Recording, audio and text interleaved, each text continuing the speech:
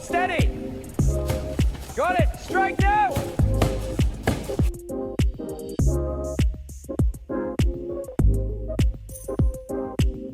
Hello, everyone. Tonight, we're stepping into the construction of the RMS Titanic. Between 1901 and 1912, thousands of workers and vessels will become the largest and most luxurious ship in the world. If you enjoyed this journey, like the video, subscribe to Step Into History, and turn on notifications so you don't miss our next journey into the past. In April 1912, she stood at Southampton, ready for her maiden voyage. People walked beneath her towering hull.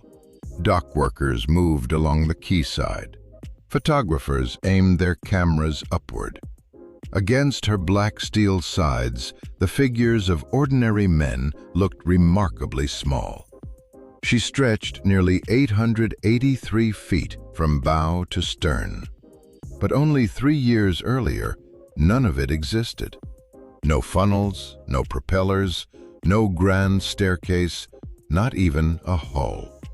Just an empty slipway in Belfast, and a problem nobody had fully solved. The ship they were planning was so large that the shipyard itself would have to change first. I researched old plans, photos, and records for AI to reconstruct the entire build, stage by stage. Gentlemen, the Olympic class began as an answer to a competitive problem. In 1907, White Star Line was watching its rival Cunard dominate the Atlantic with Lusitania and Mauretania, two fast liners built to win speed records and public admiration. White Star made a different bet.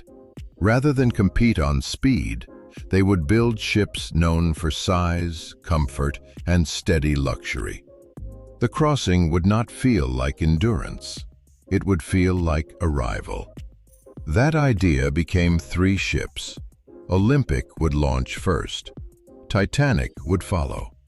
A third sister, later named Britannic, would complete the group. To build them, White Star turned to Harland and Wolff in Belfast, a yard they had worked with closely for decades. Lord Pirrie, chairman of Harland and Wolff, was central to the plan.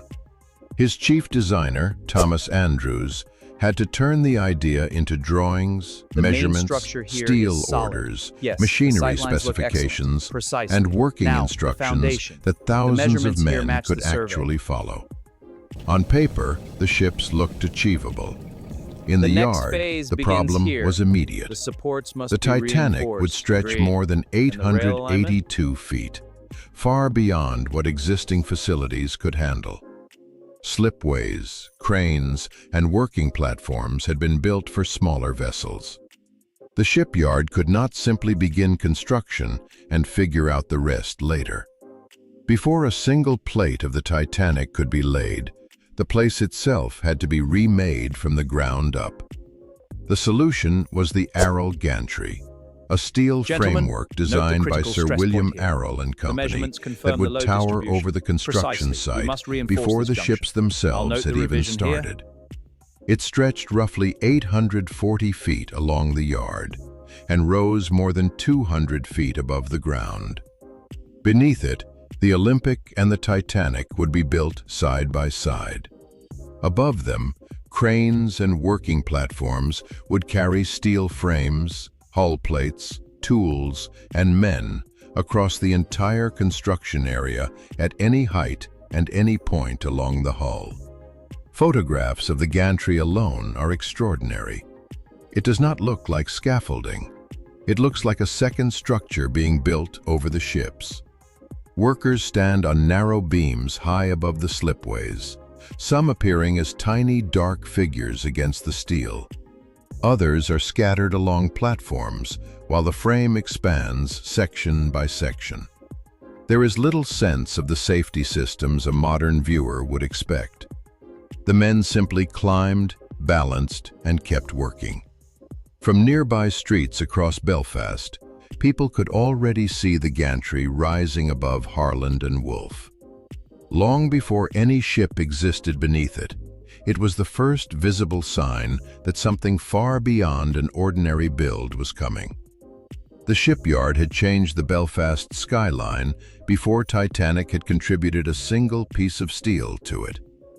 Once complete, the structure gave the yard what it needed most: reach. Its cranes could place heavy steel at any point along a hull nearly the length of 9 football fields. Its clearance was high enough to handle ships larger than anything Harland and Wolff had previously attempted. By 1909, the stage was ready. On March 31, 1909, workers began laying down the first steel of yard number 401, the ship that would become the Titanic. No crowds gathered. No ceremony marked the occasion. Beneath the gantry, workers simply got to work. The first steel sections were brought into position and lowered onto slipway number 3. These components formed the keel, the backbone of the future vessel. Everything that would follow, from the hull frames to the passenger decks, would be built upon this foundation. Looking at photographs from these earliest days, the slipway looks almost empty. There is no ship, just a line of steel stretching across an open workspace. It is nearly impossible, looking at those images today, to imagine that this quiet, unremarkable scene would eventually produce one of the most recognized vessels in history. But every measurement mattered from the start. Surveyors moved through the site, checking alignments. Engineers reviewed plans. Workers carefully positioned each section before securing it in place over a distance of more than 882 feet. Even a small error in the foundation would create serious problems months later when the hull was under full load. This was patient work, invisible work, the kind that rarely attracts attention but determines whether everything that follows holds together.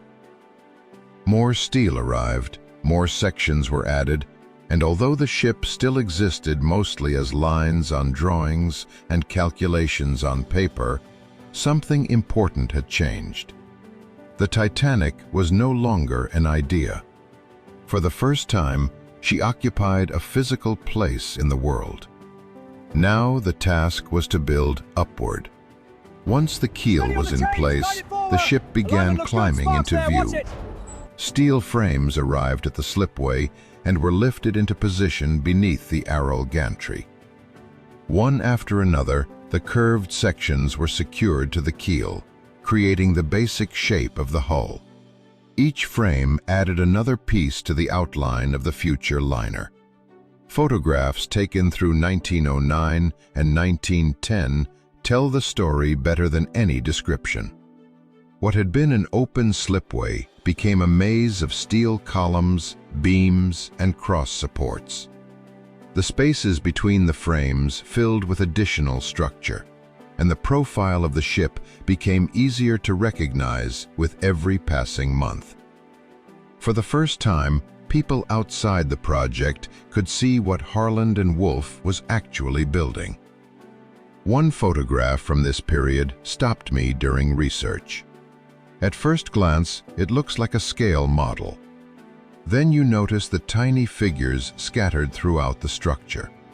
Workers are standing on beams, climbing through openings, and moving through sections that would later become some of the most famous spaces on the ship. Those men are not standing inside a finished vessel. They are standing inside its skeleton. In some images, sunlight passes completely through the hull.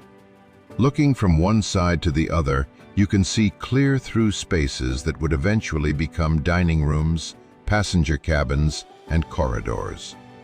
Future public areas exist only as open frameworks exposed to the Belfast sky. That is what thousands of workers were climbing through every morning. An enormous open cage of steel growing larger every week. As the structure rose higher and stretched further, the Titanic was no longer confined to drawings. She had become a visible presence in the city. And the challenge now was turning that open framework into a single structure capable of carrying thousands of passengers across the Atlantic. The Titanic's framework gave the ship her shape, but shape alone was not enough. Every frame, beam, and plate had to be fastened securely enough to hold together at sea under load in Atlantic swells.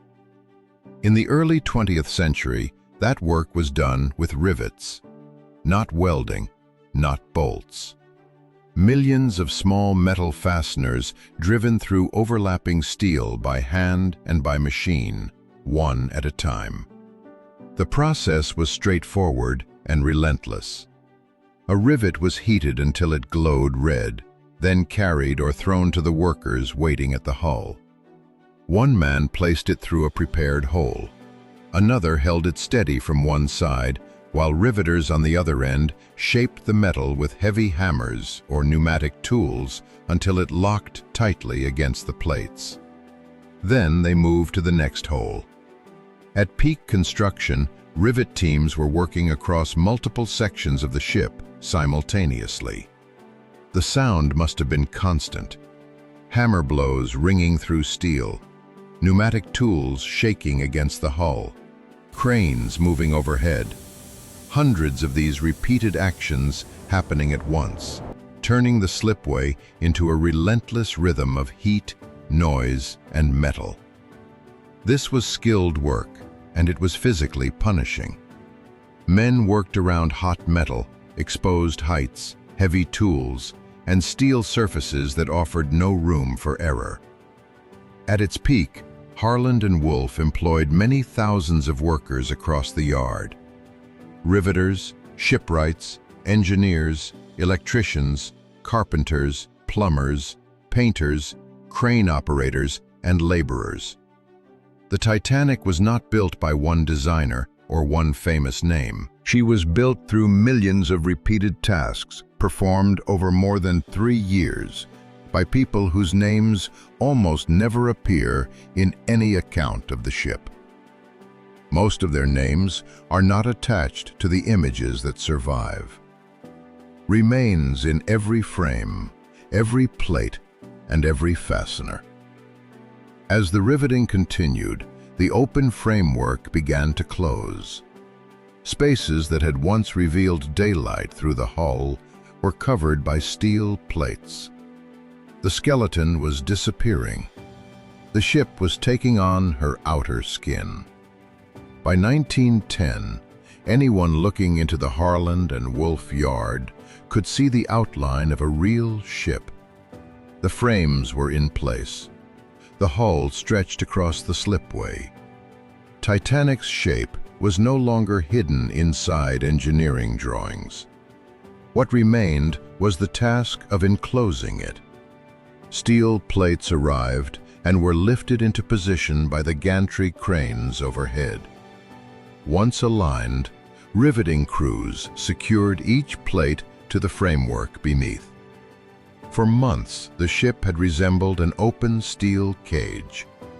Now, that view began to close. Every newly plated section covered another part of the structure, replacing open spaces with solid steel. Some of the best photographs from this phase almost look like before and after images taken at the same moment. One section of the hull appears nearly complete, while a section nearby remains exposed, revealing the rows of frames and supports beneath. You can watch the ship changing from open structure to enclosed vessel within a single frame. The transformation was becoming visible far beyond the shipyard walls. People across Belfast could now recognize the growing liner from a distance. The hull rose steadily above surrounding buildings, and the familiar profile that would later appear in photographs around the world was beginning to emerge for the first time. By 1911, the Titanic was no longer hidden inside Harland and Wolff. The unfinished liner had become part of Belfast's industrial skyline. From nearby streets and yards, people could look toward the shipyard and see her standing beneath the gantry. She was still unfinished, but she already looked permanent. And she was about to move for the first time. On May 31st, 1911, crowds gathered around the yard to watch the Titanic enter the water for the first time. She had spent more than 2 years on the slipway. Her hull was complete enough to float, but she was still far from a finished ship. No completed interiors, no working passenger spaces, no machinery ready for service. What Belfast saw that day was not a finished ocean liner. It was a vast steel hull weighing more than 24,000 tons, prepared for the next stage of its build. The launch had been planned carefully. Beneath the hull, workers had applied roughly 22 tons of lubricant, a mixture of tallow, soft soap, and oil across the launchways, to allow the hull to slide toward Belfast Lough without friction stopping her. At that weight, every detail had to be controlled. Photographs from that day show crowds packed around the yard and gathered at every available viewpoint. People stood near the slipways. Others watched from nearby buildings and rooftops. For Belfast, this was not simply a shipyard event. It was the moment the city watched one of its greatest industrial projects move for the first time. Shortly after noon, the final restraints were released. The Titanic began to slide. After more than 2 years of construction, the movement itself lasted just over 60 seconds. The hull moved down the greased ways and entered the water while the crowd watched from the shore. What stands out in the launch photographs is the calm of the workers closest to the ship. The crowd had come for a spectacle, but many of the men in the yard looked focused rather than amazed. They had built the hull. They had prepared the launch.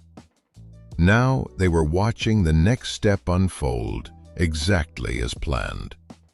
But here is the detail that most accounts gloss over. The launch was not the end of construction. Not even close. Engines, funnels, propellers, interiors, wiring, and all the passenger spaces that would eventually fill the newspapers still required months of additional work. The hull was afloat. The floating construction site was about to begin. After the launch, the Titanic was moved to the fitting out berth. From a distance, she already looked close to complete. To anyone watching from the shore, the hardest work might have seemed finished. It was not.